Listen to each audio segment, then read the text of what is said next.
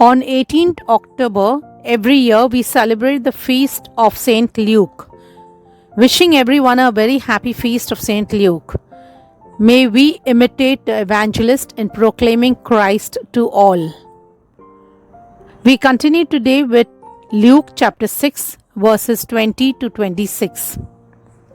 In this passage, we are given Saint Luke's version of the Beatitudes. The word beatitude is derived from the Latin beatus, which means happy, blessed, or fortunate. The idea occurs frequently in the Old Testament. A man who is said to be happy, fortunate, and blessed when he did what was pleasing to God, God blessed him.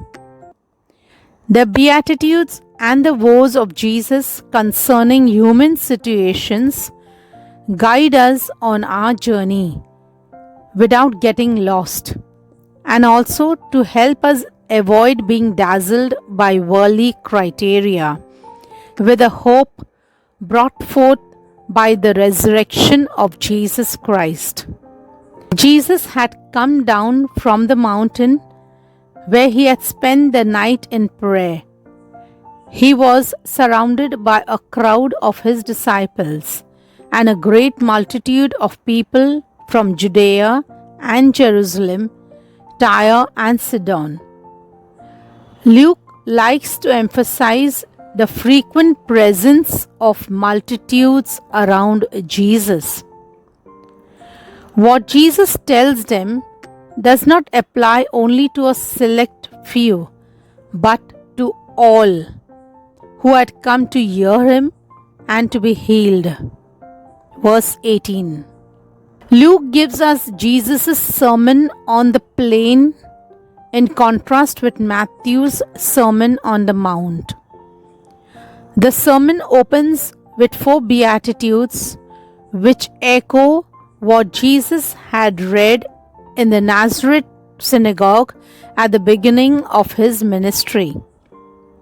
These Beatitudes address those who are actually poor, hungry, mournful, and hated now. The woes remind of the contrast in the Magnificat. The reason for the violent dislike was the practice of injustice by the rich. Jesus is speaking of the poor in reality, the lonely ones who depend on God for help.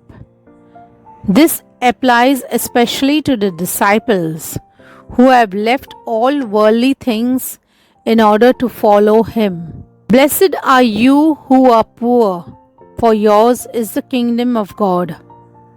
Jesus promises that the poor will inherit something far greater than any of the riches of this world. He goes on to say that those who suffer now will not suffer in the kingdom. Their closer relationship with God is what makes them blessed. Blessed are you who are hungry now, for you will be filled. In the second beatitude, hunger and thirst after righteousness, its specially spiritual character. Those who know what the hunger of the body is can understand better and are more likely to feel the hunger of the soul. Blessed are you who weep now, for you will laugh. What Jesus speaks here is a nobler grief of repentance, a weeping for our sins and the sins of others. Blessed are you when people hate you and when they exclude you, revile you, and defame you on account of the Son of Man. Rejoice, for surely your reward is great in heaven. Persecution is often the sign that we are on the right track. When we take a stand for God in this world, we will be persecuted. Jesus was referring to those people without wealth, without influence, and without protection, who put all their hope and trust in God alone.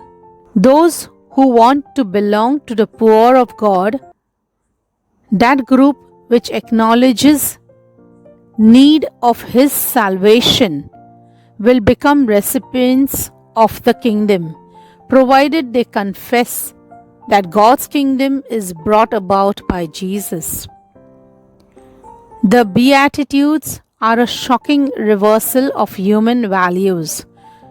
God will bless the disciples in a special way when they experience poverty, hunger, misfortune, persecution from others.